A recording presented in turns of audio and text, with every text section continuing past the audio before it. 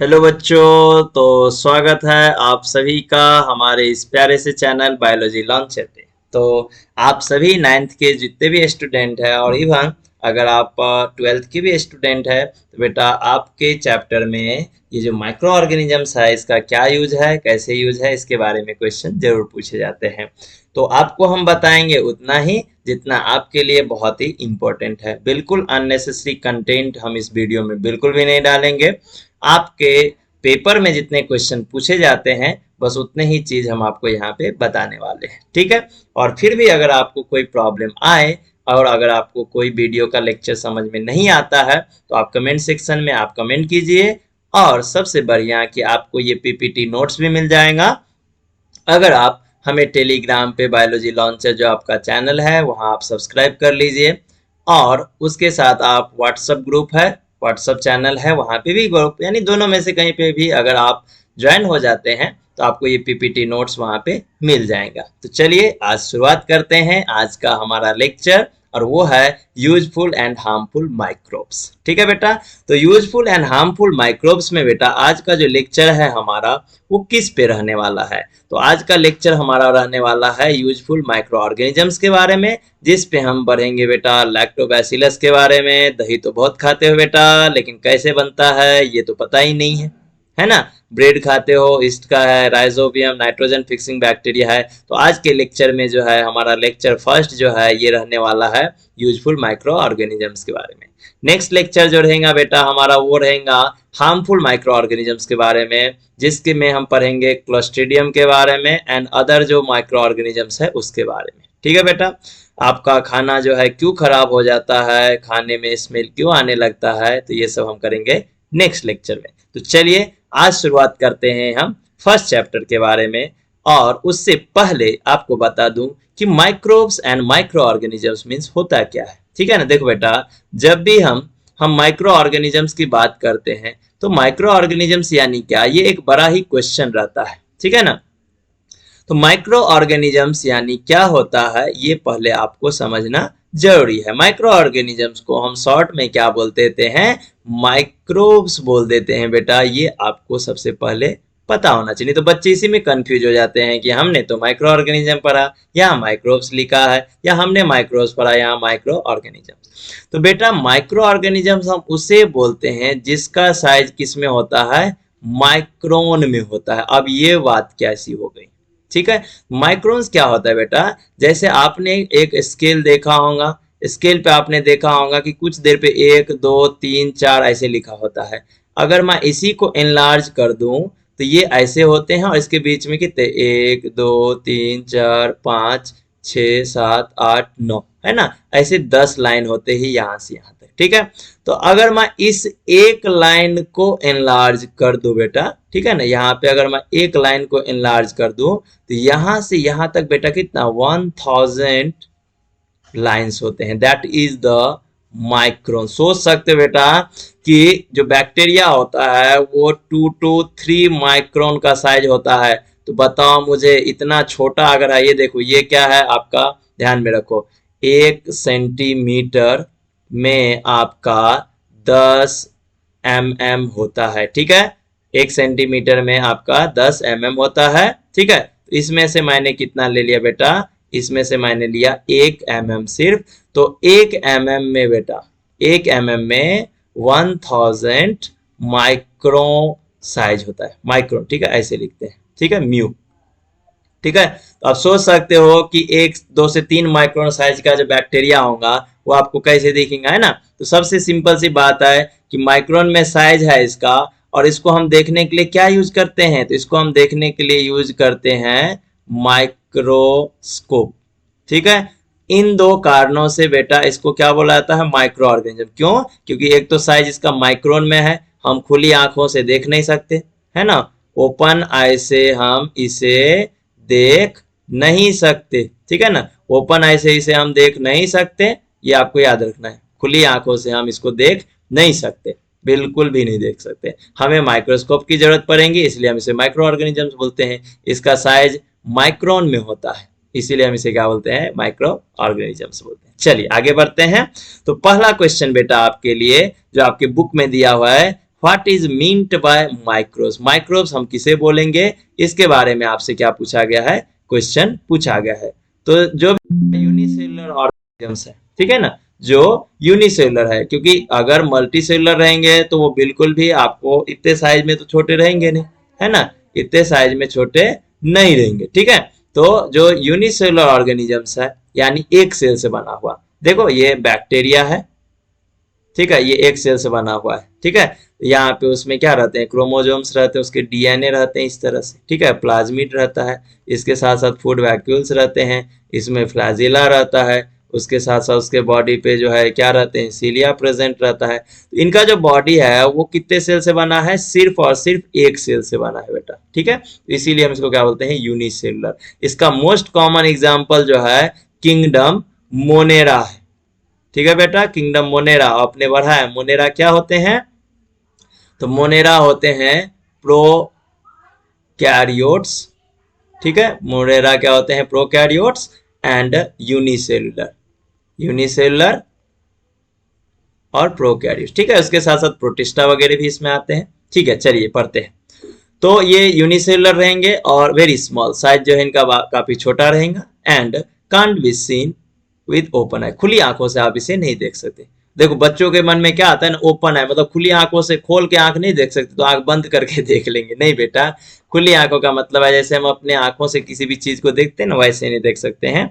इसके लिए हमें क्या लगेगा, माइक्रोस्कोप लगेगा उस माइक्रो ऑर्गेनिजम्स को देखने के लिए। तो जब भी आपको क्वेश्चन पूछा जाए what do you mean by microbes और माइक्रो ऑर्गेनिजम्स, तो बताना the organisms which can not be seen by naked eye, खुली आंख या ओपन आई, है ना, and they are seen by with the help of microscope is called microbes and micro organism, ठीक है। उसके बाद, ठीक है, उसके बाद आपको उसके कैरेक्टर पूछेंगे कि चलो बताइए माइक्रो ऑर्गेनिजम्स के क्या है, तो ये यूनिसेलुलर है, मतलब क्या, एक सेल से बने हैं, है ना, एक सेल से बने हुए हैं, ठीक है। माइक्रोस्कोपिक है यानी आपको माइक्रोस्कोप लगेगा इसको देखने के लिए। इसका एग्जांपल बैक्टीरिया है, वायरसेस है ना। इसका साइज किस में होता है, तो इसका साइज होते हैं माइक्रोन्स में, ये आपको बताना है, इसीलिए इसको हम क्या बोलते हैं, माइक्रो ऑर्गेनिज्म। तो ये सब क्या हो गया बेटा, ये सब कैरेक्टर हो गए किसके, माइक्रो ऑर्गेनिजम्स के। Then how did you observe my, अरे ये इतना छोटा है तो कैसे देखेंगे, तो अभी तो हमने बोला ना कि इसके लिए हमें क्या चाहिए, माइक्रोस्कोप चाहिए। यहाँ पे भी वही आएगा, we can see with the help of microscope, हम माइक्रोस्कोप से इसे देख सकते हैं। ये 1 मार्क के लिए क्वेश्चन पूछा जाता है बेटा। यहाँ पे मैंने आपको 3 क्वेश्चन के आंसर आपके जो बुक में दिए हुए हैं उसे सॉल्व करके दे दिया। चलिए आगे बढ़ते हैं। तो कितने टाइप के माइक्रोब्स होते हैं, है ना, क्वेश्चन आ जाता है कभी कभी कि पूछ देता है the micro organisms are useful, है ना, पूछा जाता है कि क्या माइक्रो ऑर्गेनिजम्स यूजफुल होते हैं या फिर हार्मफुल होते हैं, है ना। तो कुछ बच्चे बोल देते हैं सर ये तो हार्मफुल होते हैं, कुछ बच्चे बोल देते हैं यूजफुल, यस बोथ, है ना, यूजफुल भी होते हैं और हार्मफुल भी। तो पहले आज के हम सेशन में पढ़ने वाले हैं यूजफुल माइक्रो ऑर्गेनिजम्स के बारे में, जिसमें लैक्टोबैसिलस है ना, राइजोबियम है, उसके साथ साथ ईस्ट आएगा, पेनिसिलियम आएगा। तो सबसे पहले हम पढ़ने वाले हैं किसके बारे में, लैक्टोबैसिलस के बारे में, ठीक है बेटा। तो लैक्टोबैसिलस जो बैक्टीरिया होता है बेटा, ये रॉड शेप होता है, रॉड शेप यानी कैसा, इस तरह से, ठीक है। ये कर्ड में आपको दिख जाएगा, कर्ड यानी क्या, दही बेटा, योगार्ट भी उसको बोला जाता है, एक्चुअल में थोड़ा सा प्रोसेस अलग होता है। ये लैक्टोबैसिलस बेटा इस तरह से रॉड शेप में प्रेजेंट होता है, ठीक है। तो ये क्या है आपका लैक्टोबैसिलस, और लैक्टोबैसिलस क्या है, बैक्टीरिया है। ये आपको बताना है कि लैक्टोबैसिलस बैक्टीरिया है, ये रॉड शेप ऑर्गेनिजम्स है, इसका साइज बहुत ही छोटा होता है, इसका जो शेप है वो रेक्टेंगुलर होता है, जैसे आपको दिख रहा होगा यहाँ पे रेक्टेंगुलर शेप होता है। ये अनएरोबिक होते हैं, जैसे देखो बेटा हमें क्या चाहिए, हमें चाहिए ऑक्सीजन, तभी हम क्या कर पाते हैं, तभी हम जो है ग्लूकोज को ब्रेक कर सकते हैं, और तभी हमें उससे क्या मिलता है, एटीपी यानी कि एनर्जी मिलता है। लेकिन इन भाई साहब को ऑक्सीजन की जरूरत नहीं है, इसलिए क्या है, anaerobic bacteria. They can produce energy without use of oxygen, ठीक है बेटा। तो आपको बुक में ये भी बताया है लैक्टोबैसिलस को कैसे देखेंगे। तो कर्ड ले लीजिए, उसे जो है आप अपने स्लाइड पे जो है स्मीयर बनाइए, है ना। जैसे मान के चलिए आपने ये स्लाइड है, ये स्लाइड है, ठीक है, इस पे कर्ड डाल के स्मीयर बना दिया।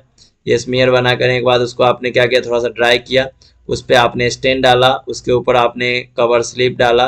कवर स्लिप डालने के बाद उसे आपने माइक्रोस्कोप में जो है स्टडी किया, तब जाके जो है आपको ये इमेज कुछ इस तरह से देखने को मिलेंगे, है ना, कुछ इस तरह से देखने को मिलेगा। That is the lactobacillus.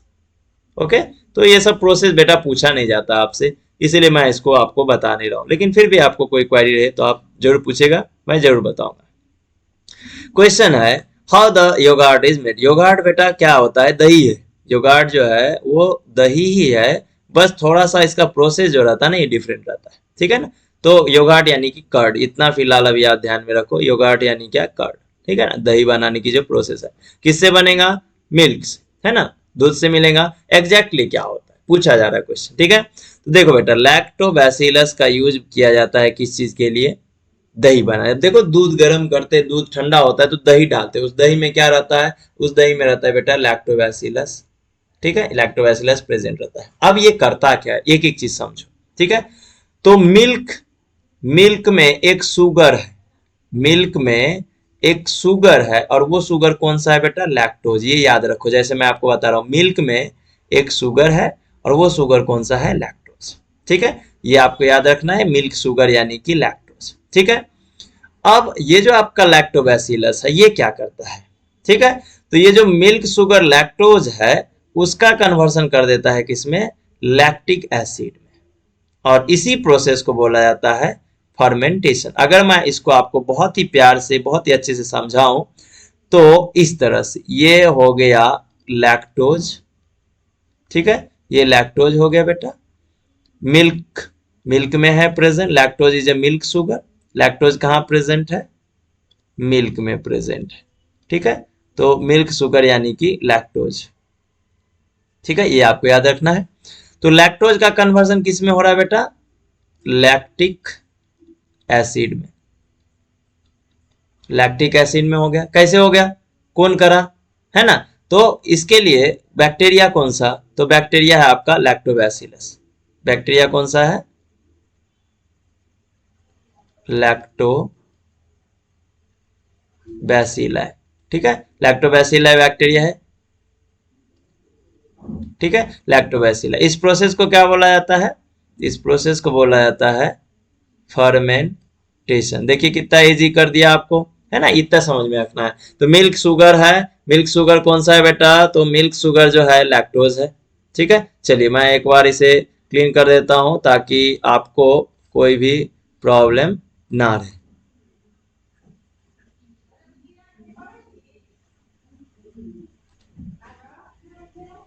आपको कोई भी प्रॉब्लम रहे आप बिल्कुल पूछ सकते हैं, कोई भी क्वेरी रहे आप उसे सॉल्व कर सकते हैं, ठीक है।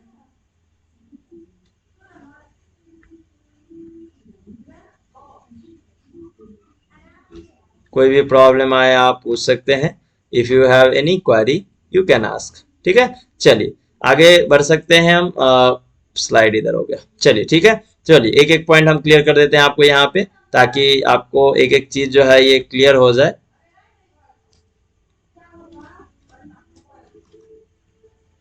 ठीक है। कोई बात नहीं, यहाँ क्लियर थोड़ा सा इशू आ रहा है, करेंगे बाद में इसको, ठीक है। चलिए एज अ रिजल्ट क्या हो जाएगा, लैक्टिक एसिड बन गया तो क्या हो गया, पीएच जो है मिल्क का डिक्रीज हो जाएगा, ठीक है ना। मतलब पीएच डिक्रीज हो गया मतलब क्या है, एसिडिक कंटेंट बढ़ गया। इसके कारण से जो मिल्क का प्रोटीन रहता है ना, केसिन करके, वो क्या होने लगेगा, कोआगुलेट होने लगेगा, कोआगुलेशन होने लगेगा, यानी जमा होने लगेगा, थक्का जैसे बनता है ना, सॉलिडिफिकेशन होने लगेगा, ठीक है ना। तो जो मिल्क प्रोटीन है वो सेपरेट हो जाएगा, और सेपरेट होने के बाद जो है वो किस में कन्वर्ट हो जाएगा, योगार्ट में। तो milk change into yoghurt, milk change हो जाएंगे किसमें, योगार्ट में। दही का टेस्ट कैसे होता है, थोड़ा सा खट्टा होता है, सोर टेस्ट, किसके कारण से, लैक्टिक एसिड के कारण से, ठीक है ना। और पीएच लो होने के कारण जितने भी हार्मफुल माइक्रो ऑर्गेनिजम्स है ये सब क्या हो जाएंगे, डिस्ट्रॉय हो जाएंगे। तो ये इस हिसाब से जो हमारे दही है ये हमारे लिए क्या है, इंपॉर्टेंट है। क्योंकि उसमें पार्शियली डाइजेस्टेड फूड है तो हमें डाइजेशन में हेल्प करेगा, और उसमें एनर्जी भी है जो हमें इजीली मिल जाएगा। और कोई माइक्रो ऑर्गेनिजम्स रहेगा तो सोर टेस्ट के कारण, खट्टा टेस्ट के कारण बाकी को मार देगा।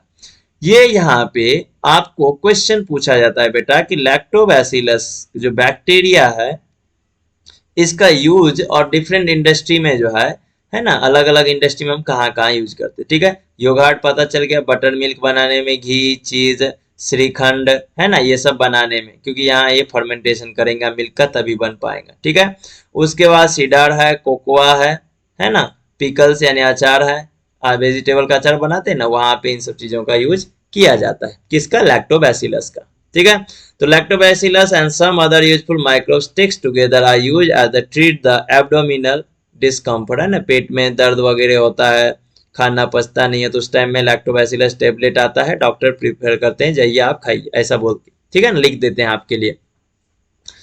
लेवेंड fodder offer to domestic cattle, domestic cattle जो आप पालते हैं ना, जैसे कॉ है, बफेलोज है, उसको भी क्या किए थे, फर्मेंटेड फूड जो है वो दिया जाता है, और वो फर्मेंट कौन करेगा? लैक्टोबैसिलस करेगा, जिससे जो फूडर है वो एनिमल्स के लिए इजिली अवेलेबल हो जाएगा, उससे उसको नरिशमेंट ज्यादा अच्छे से मिलेगा।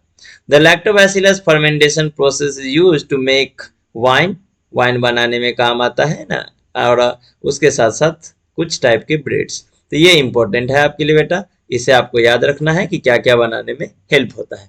चलिए हम नेक्स्ट माइक्रो ऑर्गेनिजम्स के बारे में पढ़ेंगे बेटा, और ये है ईस्ट। और ईस्ट क्या होते हैं बेटा? फंगस। ईस्ट जो है ये क्या होते हैं? फंगस। और ये फंगस जो है यूनिसेलुलर होते हैं। ठीक है, ये यूनिसेलुलर होते हैं। तो east is a heterotrophic. Heterotrophic means what? Depend on another one for food.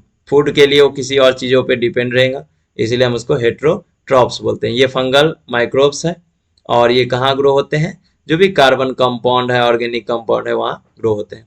Unicellular fungus है, ये मैंने आपको पहले ही बता दिया। इसमें अलग अलग डिफरेंट टाइप्स के 1500 डिफरेंट टाइप्स के स्पीसीज हैं। ठीक है, ये आपको याद रखना है। और ये यूकैरियोटिक है, क्योंकि प्रोकैरियोटिक में सिर्फ मोनेरा आता है, बैक्टीरिया आता है। फंगस यूकैरियोटिक होते हैं। ईस्ट ग्रो होता है और मल्टीप्लाई होता है ना, अगर उसको क्या मिल जाए, अगर उसको शुगर सॉल्यूशन मिल जाए तो। ठीक है ना, फॉर एग्जांपल ये एक पेट्री प्लेट है, इस पेट्री प्लेट में अगर मैंने शुगर कुछ लैक्टोबैसिलस डाल दिया, सॉरी ईस्ट डाल दिया, और इसमें मैंने शुगर सॉल्यूशन जो है, ठीक है ना, जो शुगर सॉल्यूशन है वो क्या कर दिया? ऐड कर दिया। ठीक है, शुगर सॉल्यूशन ऐड कर दिया, तो ये जो ईस्ट है इसका जो ग्रोथ है क्या हो जाएगा? बहुत ही रैपिडली बढ़ जाएगा इसमें। ठीक है, तो अगर इसको मैं इनलार्ज करके दिखाऊं आपको, तो ये कुछ इस तरह से बडिंग प्रोसेस करता है। ठीक है, इस तरह से, और ये आगे चल के क्या हो जाएगा? ये पेरेंटल सेल और ये उसका डॉटर सेल, इस तरह से फॉर्म हो जाएगा। ठीक है, तो क्विकली डिवाइड होगा। In this process obtaining nutrition, उसको क्या मिलेगा? न्यूट्रिशन मिलेगा। ईस्ट सेल कन्वर्ट कार्बोहाइड्रेट को किस में कन्वर्ट कर रहा है? तो देखिए किसमें? अल्कोहल में और कार्बन डाइऑक्साइड में। ठीक है, and this process is called fermentation. इस प्रोसेस को भी क्या बोला जाता है? फर्मेंटेशन बोला जाता है। ये किसका काम है? तो ईस्ट का काम है। ये जो काम है ये कौन कर रहा है? ईस्ट कर रहा है। ठीक है, यहाँ पे आपको एक एक चीज समझने के लिए है, कोई भी कंफ्यूजन अगर आता है आपको तो बिल्कुल आप पूछिए। आपको अगर कुछ नहीं समझ में आए तो उसे हम जरूर क्लियर कर देंगे, ताकि आपका एक एक कंसेप्ट जो है वो क्लियर होते जाए। ठीक है, मैं फिर से एक बार बता देता हूँ कि जो आपका ईस्ट है ये यूनिसेलुलर फंगस है, ये हेटेरोट्रॉप्स है, that means they are depend on another one. इसको फूड के लिए क्या चाहिए? कार्बन कंपाउंड, स्पेशली क्या? तो स्पेशली जो है शुगर सॉल्यूशन चाहिए। ये एक यूकैरियोटिक ऑर्गेनिजम्स है, इसके डिफरेंट टाइप्स के 1500 स्पीसीज है, और ये जब न्यूट्रिशन मिलेगा तो मल्टीप्लाई करेगा, खुद को ग्रो करेगा, और उससे ये नरिशमेंट लेगा खुद के लिए, और उसके साथ साथ जो भी कार्बोहाइड्रेट कंपाउंड है उसे ये किस में कन्वर्ट करेगा? तो अल्कोहल में और कार्बन डाइऑक्साइड में। इस प्रोसेस को फर्मेंटेशन बोला जाता है। चलिए देन यहाँ पे आपके अलग अलग टाइप्स के प्रोसेस हैं कुछ, उसके बारे में बताएं। Often alcohol is produced along with sugar in sugar factories. ठीक है ना, जैसे शुगर फैक्ट्री है, मान के चलो गन्ना आया, है ना, ठीक है, गन्ना आया, गन्ना यानी शुगर केन। ठीक है ना। गन्ना यानी क्या, शुगर केन, केन यानी होता है शुगर, ठीक है, शुगर केन, ठीक है। तो शुगर केन यानी गन्ना, गन्ना से जब बन जाएगा तो उसमें मोलासिस निकलेंगे ना ऊपर के कुछ, तो उस मोलासिस, चलिए आपके पॉइंट ही क्लियर कर देता हूँ। Molasses is produce from sugarcane juice, है ना। जब आप चीनी को उबालते हो पानी के साथ तो चाशनी के ऊपर में झाग जैसे आता है ना कुछ, that is the molasses. And उसके साथ जो है आपका बचा हुआ जो रहता है लकड़ी का वो भी, ठीक है ना। It is rich in carbohydrate, उसमें कार्बोहाइड्रेट बहुत ज्यादा रहता है। तो मोलासिस का यूज किस चीज के लिए किया जाता है, फर्मेंटेशन के लिए, और उसमें यूज होने वाले जो ईस्ट है दैट इज द सैकेरोमाइसिस। इस प्रोसेस में क्या क्या होता है ये आपने ऑलरेडी बताया है। तो इसमें एथेनॉल का अल्कोहल तैयार हो जाएगा, है ना। और ये क्या है, उसका प्राइमरी प्रोडक्ट है, क्योंकि सबसे पहले इथेनॉल अल्कोहल मिलेगा एंड उसके साथ साथ ईस्टर भी मिल सकता है एंड जो अदर अल्कोहल्स है वो भी मिल सकता है। तो ये क्या है, सेकेंडरी प्रोडक्ट है। याद रखिए, प्राइमरी प्रोडक्ट यानी कि आपका इथेनॉल, प्राइमरी प्रोडक्ट इथेनॉल, और सेकेंडरी प्रोडक्ट में आपका ईस्टर है और उसके साथ साथ जो है other alcohol. Then spirit, spirit हो गया, और other alcohol can be obtain from ethanol, ethanol से फिर स्पिरिट और अदर अल्कोहल जो है तैयार किया जाएगा। इथेनॉल जो होते हैं ये स्मोकलेस होते हैं बेटा, ये आपने ग्रीन बस देखा होगा आपके सिटी में, तो ये इथेनॉल पे चलता है और इसलिए उसमें से स्मोक धुआं नहीं निकलता है, ठीक है ना। तो हाई क्वालिटी फ्यूल है ये, आपको याद रखना है। बिसाइड मोलासिस, जैसे मेज है, बार्ली है और अदर ग्रेन्स है, इसका भी यूज इंडस्ट्री में किस चीज के लिए किया जाता है, अल्कोहल यानी इथेनॉल प्रोडक्शन के लिए किया जाता है। Glucose, fructose and other sugar जो है प्रेजेंट इन ग्रेप जूस, यानी जो आप अंगूर है ना उसमें जूस में प्रेजेंट होता है, और ईस्ट के हेल्प से इसका जो प्रोडक्शन है वो किस चीज के लिए, अल्कोहल के लिए, और आगे प्रोसेस करने के बाद वाइन बनाने में किया जाता है, ठीक है। ये वही चीज है जो आपके बुक में है, मैं जस्ट आपको एक्सप्लेन करते जा रहा हूँ। देन बायोरिमेडियल में ये किस तरह से काम करता है, ईस्ट कौन सा, यरोया लिपोलाइटिका, है ना, ये एक ईस्ट की वेराइटी है, स्पीसीज जीनस है। ये क्या करते हैं, तो ये एब्जॉर्ब करते हैं टॉक्सिन्स, है ना। कौन रिलीज करेगा, कैसे, तो release during the production of palm oil, palm oil जब बनाते रहते हैं तो उसमें से जो टॉक्सिन्स रिलीज होते रहते हैं उसको ये क्या करता है, एब्जॉर्ब कर लेता है। And heavy metals and minerals release in some other industry, ठीक है। इंडस्ट्रियल प्रोसेस में जो भी अनवांटेड मटेरियल टॉक्सिन्स रिलीज होगा, इसको ये जो आपका यरोया लिपोलिटिका है ईस्ट, इसको ये क्या कर लेंगे, एब्जॉर्ब कर लेंगे। देखिए कितना हेल्पफुल है ना। Saccharomyces cerevisiae is use for the absorption, किस चीज के लिए, पॉल्यूटेंट, कौन सा, आर्सेनिक, है ना। आर्सेनिक को जो है ये क्या कर लेगा, एब्जॉर्ब कर लेगा, है ना। कितना हार्मफुल है ये arsenic. Oil spills in ocean, है ना, जैसे समझ लो ये सी सरफेस है, सी सरफेस पे क्या हो जाता है, ऑयल जो है टैंकर से कहीं गिर गया, शिप से गिर गया, ये फैल गया ऐसे सरफेस पे, इस ऑयल को कौन खत्म करेगा, है ना। तो उसको क्लीन करने के लिए ये ईस्ट की एक स्पीसीज है दैट इज द एल्काइनोवोरैक्स, ठीक है, और बैक्टीरिया, ठीक है, ये माइक्रो ऑर्गेनिजम्स है, एल्काइनोवोरैक्स बैक्टीरिया। तो ये क्या करता है, ऑयल स्पिलेज को क्लीन करने का काम करता है, ठीक है। तो चलिए कितना इंपॉर्टेंट इंफॉर्मेशन है आपके बुक में दिया हुआ, एक एक चीज आपको बता रहा हूं। The next important use of microorganism, that is the antibiotics. What is the function of antibiotics? If you consider this is your body part and something they are coming from the outside and they are trying to go inside, if they are entering inside of your body, then antibiotics reacts on that body and killing them rapidly, ठीक है। मैं that means कि ये आपका कोई body का part है, cell है, बाहर से कोई चीज इंटर हो गया तो इसको एंटीबायोटिक्स क्या करेंगे, मार के गिरा देगा, खत्म कर देगा। Carbon compound obtain from some bacteria, कुछ बैक्टीरिया से जो कार्बन कंपाउंड हम ऑब्टेन करते हैं ये फंगाई, है ना, एंड मीन्स कुछ बैक्टीरिया और कुछ फंगाई से जो ऑब्टेन करते हैं वो क्या करता है, डिस्ट्रॉय करता है, प्रिवेंट करता है, किसको, ग्रोथ को, किसके ग्रोथ को, तो हार्मफुल माइक्रो ऑर्गेनिजम्स के ग्रोथ को, है ना। हमारे बॉडी में जो माइक्रो ऑर्गेनिजम्स हार्मफुल है वो ग्रो करना चाहेगा, इंटर करना चाहेगा, तो उसको ये रोकेगा कौन, एंटीबायोटिक्स। और ये एंटीबायोटिक्स किससे मिलेगा हमें, तो बैक्टीरिया से मिलेगा और कुछ फंगस से मिलेगा, दैट इज द एंटीबायोटिक्स। ठीक है ना, ये याद रखना है। जो एंटीबायोटिक्स की डिस्कवरी है वो 20th सेंचुरी में हुआ है अच्छे से। ठीक है, ये आपको याद रखना है। And that is the revolution in the field of medicine, है ना। तो मेडिसिन के फील्ड में क्या आ गया, रिवॉल्यूशन आ गया, मतलब बहुत ही चेंज आ गया, है ना। इफेक्ट कुछ भी हुआ आपको, एंटीबायोटिक ले लेते हो, पता नहीं चला, एंटीबायोटिक ले लेते हो, है ना। और बहुत से ऐसे देश हैं जो ट्यूबरकुलोसिस है, टीबी है, उसको ऑलमोस्ट क्या कर दिया गया है, कंप्लीटली इरेडिकेट यानी खत्म कर दिया है बहुत सी इंडस्ट्री में। किसके हेल्प से, तो यही एंटीबायोटिक्स के हेल्प से। लेकिन ध्यान दीजिए, एंटीबायोटिक सिर्फ और सिर्फ आपके बैक्टीरियल डिसीज के अगेंस्ट ही काम करता है। अगर वायरल डिसीज है तो आपको काम नहीं आएगा। कुछ एंटीबायोटिक्स है जो प्रोटोजोआ यानी कि प्रोटिस्टा के मेंबर से जो ऊपर है ना। Protozoa is a primitive animals, ठीक है ना। प्रोटिस्टा नहीं, पोरीफेरा, पोरीफेरा से जो नीचे है दैट इज द प्रोटोजोआ, है ना। उसको कंप्लीटली क्या कर देगा, खत्म कर देगा।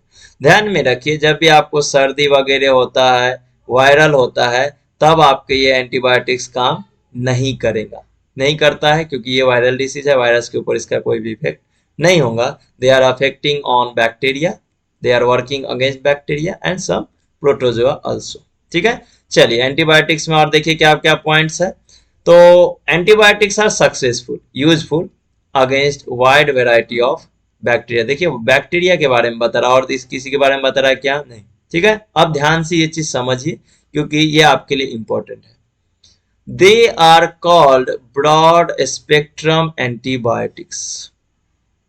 इसको क्या बोला जाता है, ब्रॉड स्पेक्ट्रम एंटीबायोटिक यानी BSA। एग्जाम्पल देखिए ब्रॉड स्पेक्ट्रम एंटीबायोटिक्स का क्या क्या है, एम्पिसिलिन है, एमोक्सिसिलिन है और टेट्रासाइक्लिन है। देखिए ये पॉइंट समझिए, इसको समझिए। When the pathogen cannot be identified, जब हमें खतरे के बारे में नहीं पता रहेगा, एक एग्जाम्पल बता रहा हूं, है ना। जब हमें पैथोजन के बारे में नहीं पता है तब हम सबसे ज्यादा क्या करते हैं, यूज करते हैं। तो symptoms of disease are visible, लेकिन सिम्टम्स क्या रहेंगे, विजिबल।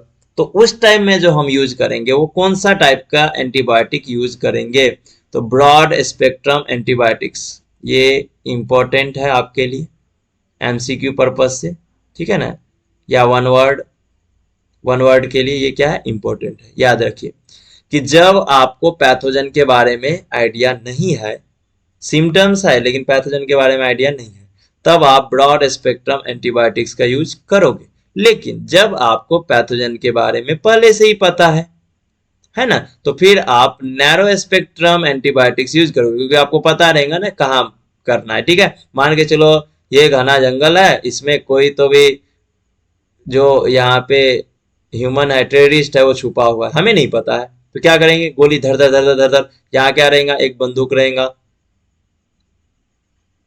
ठीक है ना। यहाँ पे क्या, एक बंदूक है, यहाँ से गोली धर धर धर धर छोड़ते जाएंगे, जहाँ है मारा जाएगा, है ना। हमें नहीं पता है कहाँ है वो और कौन है, तो इसलिए यहाँ पे क्या होगा, ज्यादा से ज्यादा तो ब्रॉड स्पेक्ट्रम, ठीक है ना। ब्रॉड स्पेक्ट्रम एंटीबायोटिक्स क्या होगा, यूज होगा जब हमें ये नहीं पता रहेगा कि माइक्रो ऑर्गेनिजम्स कौन सा है।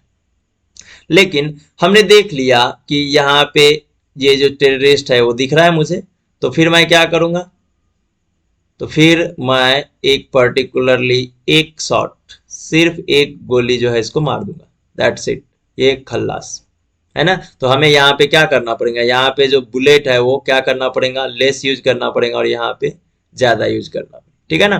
तो जहां पे आपको डिसीज और जहां पे आपको माइक्रो ऑर्गेनिजम्स के बारे में यूज पता रहेगा कि कौन सा है, तो वहां आप नैरो स्पेक्ट्रम एंटीबायोटिक्स यूज करोगे, जैसे पेनिसिलिन है ना। उसके बाद जो है गेंटामाइसिन है, पेनिसिलिन, गेंटामाइसिन और इरिथ्रोमाइसिन है। लेकिन जहां पे आपको नहीं पता रहेगा वहां पे आप ब्रॉड स्पेक्ट्रम एंटीबायोटिक्स यूज करोगे, that is the ampicillin, amoxicillin and tetracycline. ठीक है, तो चलिए जो एंटीबायोटिक्स है उसका एक एग्जांपल दिया है, दैट इज द पेनिसिलिन। क्यों नाम पड़ा इसका पेनिसिलिन, क्योंकि ये एक ग्रुप ऑफ एंटीबायोटिक्स है जो कि किससे, तो पेनिसिलियम, फंगस का नाम है पेनिसिलियम, पेनिसिलियम से ऑब्टेन किया गया, इसलिए इसका नाम पेनिसिलिन पड़ा। ठीक है, एंड ये क्या करता है, तो बैक्टीरिया का जो इन्फेक्शियस डिसीज है उसको रोकने का काम करता है। कौन से, तो स्टेफाइलोकोकाई, दूसरा है क्लोस्ट्रीडा एंड स्ट्रेप्टोकोका। ये तीन अलग अलग बैक्टीरिया है। इसका जो बॉडी, हमारे बॉडी पे इन्फेक्शियस डिसीज ये कॉज करता है उसको रोकने के लिए पेनिसिलिन का यूज करते हैं, जो फंगस पेनिसिलियम से ऑब्टेन किया गया है।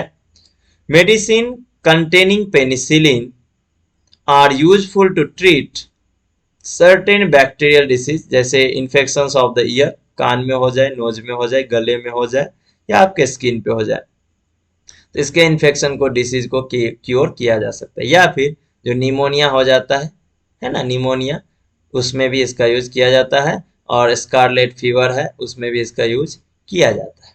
ठीक है, तो नेक्स्ट लेक्चर में हम पढ़ेंगे किसके बारे में, हार्मफुल माइक्रो ऑर्गेनिजम्स के बारे में।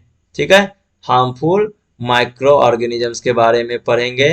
ठीक है, तो ये आपको याद रखना है। और हमारे सेशन जो है बिल्कुल टाइम से आपको ज्वाइन करना है। ठीक है, और अगर आप इस चैनल पे नए हैं तो चैनल को जो है आप सब्सक्राइब कर लीजिए। ठीक है, और वीडियो अच्छा लगे तो लाइक कर लीजिए। ठीक है, और अपने दोस्तों के साथ शेयर करना ना भूलें। ठीक है, चलिए आप इसी के साथ हम यहाँ से विदा लेंगे। आप हंसते रहिए, मुस्कुराते रहिए, और मिलेंगे फिर से हम एक नए वीडियो में आपके साथ। और उसमें हम लेंगे किसके बारे में, तो हार्मफुल माइक्रो ऑर्गेनिजम्स के बारे में।